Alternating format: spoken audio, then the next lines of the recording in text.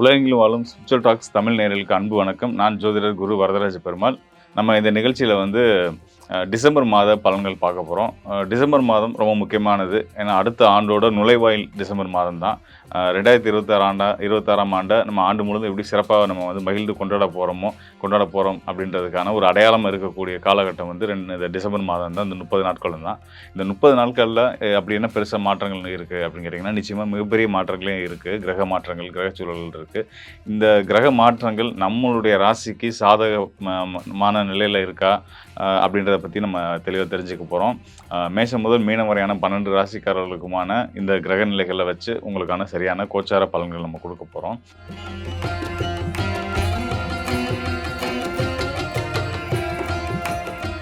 ரிஷபராசிக்காரர்களான உங்களுக்கு இந்த டிசம்பர் மாதம் 30 நாட்களும் உங்களுக்கு எப்படி இருக்க போகுது அப்படின்றத நம்ம பார்க்க போகிறோம். அதாவது கோச்சார நிலைகள் எப்படி இருக்குன்றத பார்க்க போகிறோம்.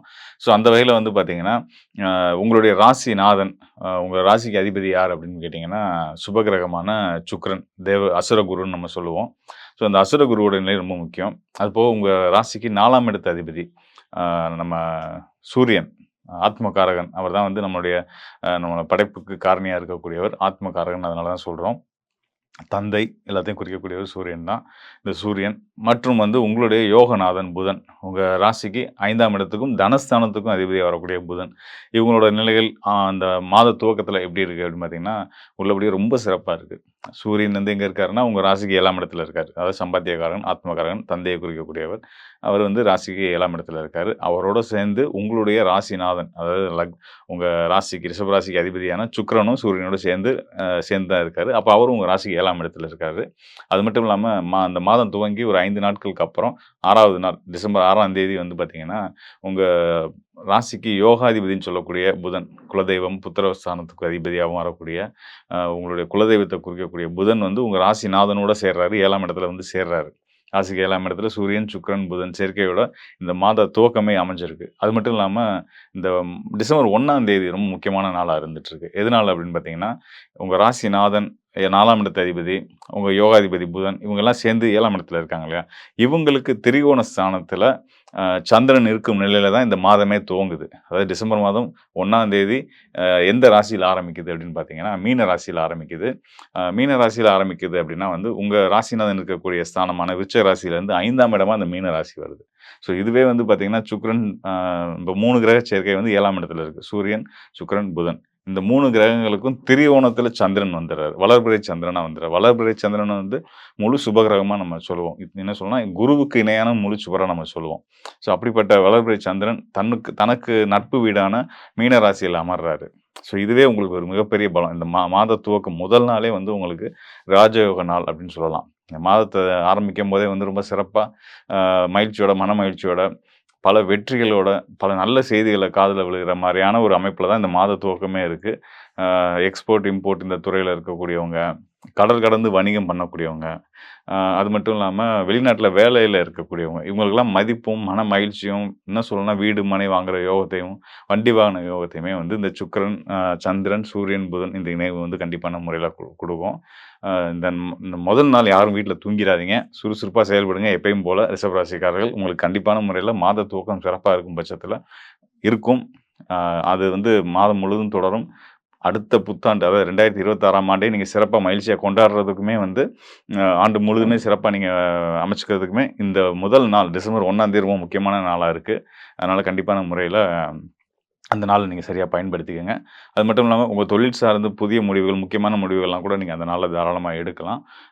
முடிஞ்சால் வாய்ப்பு இருக்கக்கூடிய ரிஷபராசிக்காரர்கள் வந்து பார்த்திங்கன்னா என்ன பண்ணலாம் அப்படின்னா, அந்த நீர்நிலை தொடர்புடைய இருக்கக்கூடிய மகாலட்சுமி கோவில், பெருமாள் கோவில், சிவன் ஆலயம், எதுனாலும் சரி, ஏதோ ஒரு ஆலயம் நீர்நிலை தொடர்பாக ஒரு ஆறு, குளம், நதி பக்கத்தில் இருக்கிறது, கடல் அருகில் இருக்கிறது.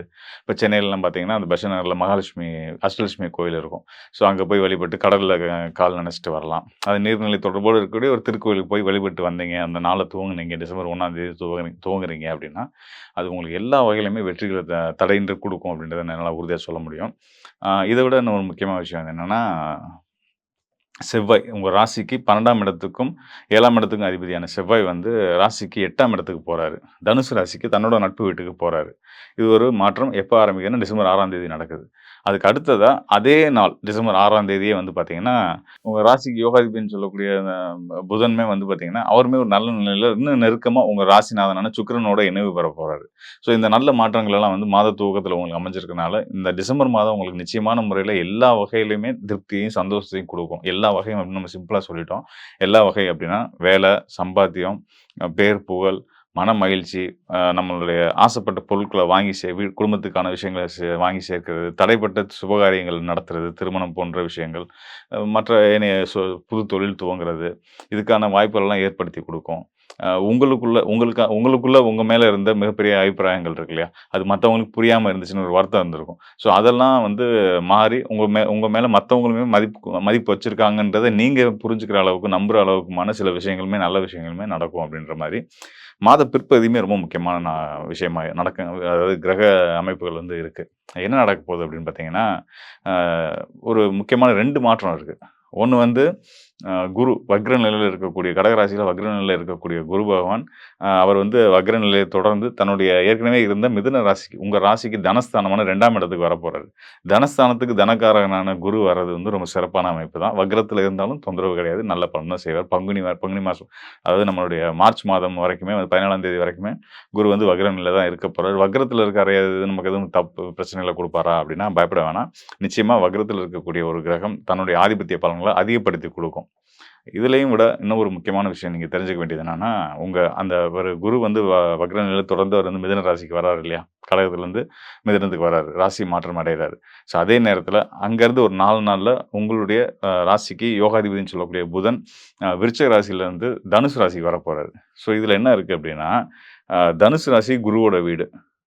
குரு இருக்கக்கூடிய மிதுன ராசி வந்து புதனுடைய வீடு. புதனுடைய வீட்ல குருவும், குருவுடைய வீட்ல புதனும் அப்படின்றது வந்து ராசி பரிவர்த்தனை அமைப்புன்னு சொல்லுவோம். ஸோ அப்படின்னும்போது உங்களுடைய சொல்வாக்கு வெல்லும். இது உங்களுக்கு இது நாள் வரைக்கும் நீங்க உங்க சம்மந்தப்பட்ட பிரச்சனைகள், வீண் பழிகள்லாம் இருந்துச்சுன்னா, அதெல்லாமே விலகுறதுமே வந்து பார்த்தீங்கன்னா, டிசம்பர் பிற்பகுதியிலேருந்து நல்ல விஷயம். இந்த மாற்றங்களுக்கு அப்புறம் அதெல்லாம் நடக்க ஆரம்பிக்கும். ஆ நீங்க அந்த சொன்ன சொல்லுக்கு மதிப்பு உண்டாகும். எல்லாமே நல்லபடியா நடக்கும். பொருளாதாரம் கண்டிப்பான முறையில நல்ல நல்ல நிலையில உயரும். அதேமாரி நல்ல மனமாற்றங்கள். இதுநாள் வரைக்கும் நீங்க ஒரு தவறான முடிவுகள்ல இருந்திருக்கலாம். அதெல்லாமே மாறி உங்களுக்கு சரியான ஒரு கிளாரிட்டிய உங்களுக்கு குடுக்கக்கூடிய கிரகச்சூழலா இந்த புதன், குருவுடைய பரிவர்த்தனை அமையப்போகுது அப்படின்றத நான் சொல்லிக்கிறேன். மேலும் வந்து நீங்க வந்து பார்த்தீங்கன்னா, இந்த டிசம்பர் மாதத்தோட நம்ம இந்த 2025ஆம் ஆண்டு நமக்கு பல நல்ல விஷயங்களையும் குடுத்திருக்கு. சிலருக்கு சங்கடங்களையும் குடுத்திருக்கும்.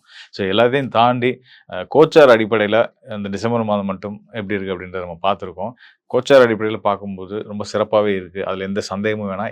எல்லா ராசிக்காரர்களுக்கும் சுபகிரகங்களும் சரி, அசுபகிரகங்களும் சரி, நல்ல நிலையிலேருந்து நல்ல பலன்கள குடுக்க போறாங்க. இன்னும் சொல்லப்போனா அஷ்டம சனியில இருக்கிறவங்களும் சரி, கண்டக சனியில இருக்கிறவங்களும் சரி, எல்லா ராசிக்காரர்களுக்குமே ரொம்ப சிறந்த யோகங்கள குடுத்துட்டு இருக்கு. 7 சனிக்காரங்களுக்கு கவலையே படாதீங்க அப்படின்றத நான் உறுதியா பல இடங்கள்ல சொல்லியிருக்கேன். திரும்பவும் மீண்டும் ஒரு முறை உங்களுக்கு வலியுறுத்தி சொல்றேன். ஏன்னா, சுபகிரகங்கள் அந்த அளவுக்கு வந்து அ சனி சனி மற்றும் அசுபர்களான ராகுவ வந்து கண்ட்ரோல் பண்ணி வச்சுக்கிட்டு இருக்காங்க. இது இனி அடுத்தடுத்து வர்ற காலங்களுக்கும் தொடரும் அப்படின்றதுனால, நீங்களா யோசிச்சு ஒரு பதட்டத்துக்கோ, பயத்துக்கோ போயிறாதீங்க. உங்க மனச சரியா வச்சுக்கிட்டோம் அப்படின்னா, மனச சரியா வச்சுக்கிறது அப்படின்றது வந்து சந்திரன் தான் மனோகாரகன். நம்ம வந்து மனச சரியா வச்சுக்கிறோம்னா, சந்திரன நம்ம வலுப்படுத்திக்கிட்டே வரோம்னு அர்த்தம். சந்திரன் தான் மதி. நம்மளுடைய விதி என்னவா இருந்தாலும் சரி, நம்ம சந்திரன சரியா பயன்படுத்திக்கிட்டோம், மனச சரியா நம்ம வச்சுக்கிட்டோம் அப்படின்னா, எந்த தோஷங்களையும், எந்த பிரச்சனைகளும், எந்த கிரகங்களுடைய தீய அ த தன்மைகளையுமே வந்து நம்ம சமாளிச்சு, நம்ம வாழ்க்கையில மிகப்பெரிய வெற்றிகள் அடைய முடியும் அப்படின்றத நான் சொல்ல விரும்புறேன். அ அதனால வந்து சந்திரனோட அதாவது மனசோட நிலை ரொம்ப முக்கியம். கோச்சாரம் அப்படின்றது வந்து சந்திரன் அடிப்படையா வச்சு சொல்லக்கூடிய பலன்கள் தான். அந்த வகையில உங்களுக்கு டிசம்பர் மாதமும் சிறப்பாவே இருக்கு. இனி அடுத்தடுத்து வர்ற காலங்களும் உங்களுக்கு வந்து ரொம்ப சிறப்பாவே இருக்கும். எல்லாத்துக்குமே ரொம்ப சிறப்பா இருக்கும் அப்படின்றத நான் வந்து சொல்ல விரும்புறேன். உங்களுக்கு வந்து பார்த்தீங்கன்னா அசுபர்களும் சரி, சுபர்களும் சரி, நான் முன்னாடி சொன்ன மாரி நல்ல பலன்கள நெறைய பேத்துக்கு குடுத்துருக்காங்க. அதுபோக சங்கடங்களும் சிலர் ஃபேஸ் பண்ணியிருப்பீங்க. அ அதெல்லாம் வந்து இனி வரக்கூடிய 2026ஆம் ஆண்டுல இருக்காது அப்படின்றத என்னால உறுதியா சொல்ல முடியும். எத வச்சு அப்படி சொல்றீங்க அப்படின்னு கேட்டீங்கன்னா, 2026ஆம் ஆண்டு குருவுடைய நிலை ரொம்ப ரொம்ப சிறப்பா இருக்க போகுது. ஆண்டு கிரகங்கள்னு சொல்லக்கூடிய சனி, ராகு மற்றும் குரு ரொம்ப முக்கியமான கிரகங்கள். கோச்சார நில பலன்கள் சொல்லும்போது. ஸோ அந்த வகையில குரு வந்து மிதுனத்தில இப்ப வக்ரம் அடைஞ்சு மிதுனத்தில வரப்போறாரு. வந்துட்டு திரும்ப அவர் வந்து அ மார்ச் மாதம் வந்து கடகராசிக்கு வந்துருவாரு. கடகராசி வந்து குருவுடைய உச்சம் பல உச்ச குரு வந்து முழு சுபகிரகம். அவர் உச்ச பலம் பெறக்கூடிய ஒரு ஸ்தானம் வந்து கடகராசி தான். ஸோ கடகராசியில குரு இருக்காரு அப்படின்றதே ரொம்ப சிறப்பான ஒரு விஷயம் தான். அது ஆண்டு முழுதும் தொடரப்போகுது அப்படின்னும்போது வந்து, எந்த ராசிக்காரர்களா இருந்தாலும் சரி, கண்டிப்பான முறையில அது யோக பலன குடுக்கும். அப்படின்றனால, நீங்க குரு நல்ல நிலையில இருக்காரு. சுபர்கள் நல்லா இருக்காங்களா? கெடாம இருக்காங்களா? அததான் நம்ம மெயினா பார்க்கணும். ஒரு ஜாதகத்த எடுத்துட்டா கூட தனிப்பட்ட ஜாதகம் ஒருத்தவங்க எடுத்து பார்க்குறோம்னா கூட, அங்க வந்து சுபகிரகங்கள்னு சொல்லக்கூடிய குருவுடைய நிலை, ச சுக்கிரனுடைய நிலை இதெல்லாம் நம்ம மெயினா பார்க்க வேண்டியிருக்கும். அதுபோக லக்னாதிபதி, அசுபகிரகங்கள்லாம் அடுத்தடுத்த நிலையில பார்ப்போம். பொதுவா வந்து ஒரு சுபகிரகம் முழு பலம் பெறாரு அப்படின்னாலே வந்து, தனிப்பட்ட நபர்களுக்கு பொருளாதார முன்னேற்றமும், சமூகத்துக்கு நல்ல ஒரு மன அமைதியும், சந்தோஷமும் கிடைக்கக்கூடிய ஒரு அற்புதமான ஒரு காலமா இருக்கும் அப்படின்றதுல எந்த சந்தேகமும் வேண்டியதில்ல. அது மட்டும் இல்லாம சொன்ன மாதிரி சனி, ராகு அவங்களோட நிலையும் நம்ம பார்க்க வேண்டியிருக்கு. ஆண்டு கிரகங்கள் இல்லையா? வாக்கிய கணிதப்படி வந்து சனி பகவானுமே வந்து மீன ராசிக்கு வரப்போறாரு. வந்தாலும் ஒண்ணும் பயமே இல்ல. குருவுடைய கண்ட்ரோல்லயும், குருவுடைய பார்வையில தான் இருக்க போறாங்க. குரு வந்து அசுபர்கள கண்ட்ரோல் பண்ணி நமக்கான சாதக பலன குடுப்பாங்க. மேலும் நம்ம பல இடங்கள்ல சொல்றது தான். ஒரு நம்ம வந்து முடிவு பண்ணிறவே கூடாது. சனி நமக்கு கெட்டவன், ராகு கெட்டவர் அப்படின்னு. எல்லா கிரகங்களும் ஒரு சுப கிரகமா இருந்தா கூட, இருக்கிற ஸ்தானத்த பொறுத்து தான் பலன குடுப்பாங்க. நல்ல பலனோ, கெட்ட பலனோ அவங்க எங்க இருக்காங்கன்றத பொறுத்து தான். நம்ம ராசிக்கு எந்த ஸ்தானத்துல இருக்காங்க, நம்ம லக்னத்துக்கு எந்த ஸ்தானத்துல இருக்காங்க, இப்படின்றத பொறுத்து தான் அவங்க தரக்கூடிய பலன்கள நம்ம வந்து முடிவு பண்ணவே முடியும். அதனால வந்து பொதுவான இவரு கெட்டவங்க அப்படின்னு எப்பயுமே முடிவு பண்ணக்கூடாது. ஒரு கெட்டவன் நல்லவனா மாறுவான், நல்லவன் கெட்டவனா மாறுவான். அதனால வந்து எந்த முன்முடிவுக்கும் போகாதீங்க. அ வெளிப்படையா சொல்லணும்னா, இந்த அடுத்து வரக்கூடிய ஆண்டு 2026ஆம் ஆண்டு எல்லாத்துக்குமே ரொம்ப சிறப்பா இருக்கும் அப்படின்றத நான் வாழ்த்துக்களாவும் சொல்லிக்கிறேன். அதுக்கு நான் நம்புற காரணம் வந்து குருவுடைய உச்ச வீட்டுக்கு குரு வரப்போறாரு. 12 ஆண்டுக்கு ஒரு முறை வரப்போறாரு. அது 12 ஆண்டுக்கு ஒரு முறை தான் அவர் வந்து தன்னுடைய உச்ச வீட்டுக்கு வருவாரு. அந்த வகையில நமக்கெல்லாம் ஒரு அதிர்ஷ்டம், நல்ல ஒரு மகிழ்ச்சியான ஒரு விஷயம் என்னன்னா, குரு வந்து தன்னுடைய உச்ச வீட்டுக்கு வர்றாருன்றது தான். ஸோ, அதனால வந்து எல்லாருமே சந்தோஷமா இருக்கலாம். எல்லாத்துக்கும் என்னோட வாழ்த்துக்களையும் சொல்லிக்கிறேன். நன்றி, வணக்கம் நண்பர்களே. மீண்டும் ஒரு நல்ல நிகழ்ச்சியில சந்திப்போம். அதுக்கு முன்னாடி நான் ஒரு விஷயம் சொல்லணும்.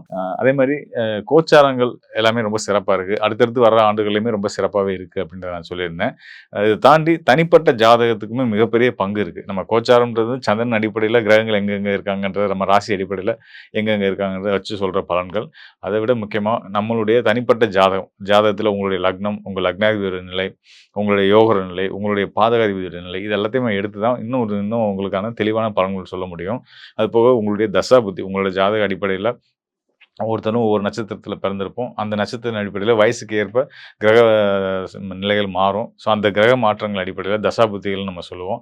அந்த தசாபுத்தி அடிப்படையில உங்களுக்கு நடந்துட்டு இருக்கிற தசாபுத்தி காலங்கள் வந்து உங்களுக்கு சாதகமானதா, பாதகமானதா இதெல்லாம் பார்த்து அதனோட சேர்த்து கோச்சார பலன்களையும் நம்ம கலந்து தான் பலன் சரியான முறையில துல்லியமா எடுத்துக்க முடியும். அப்படி துல்லியமான பலன் தேவைப்படக்கூடியவங்க இந்த டிஸ்ப்ளேல இருக்க என்னுடைய எண்ணுக்கு உங்களுடைய ஜனன ஜாதகத்தோட தொடர்பு கொள்ளுங்க. கண்டிப்பான முறையில உங்களுக்கு ஒரு நல்ல ஒரு வழிகாட்டுதல குடுக்கலாம்.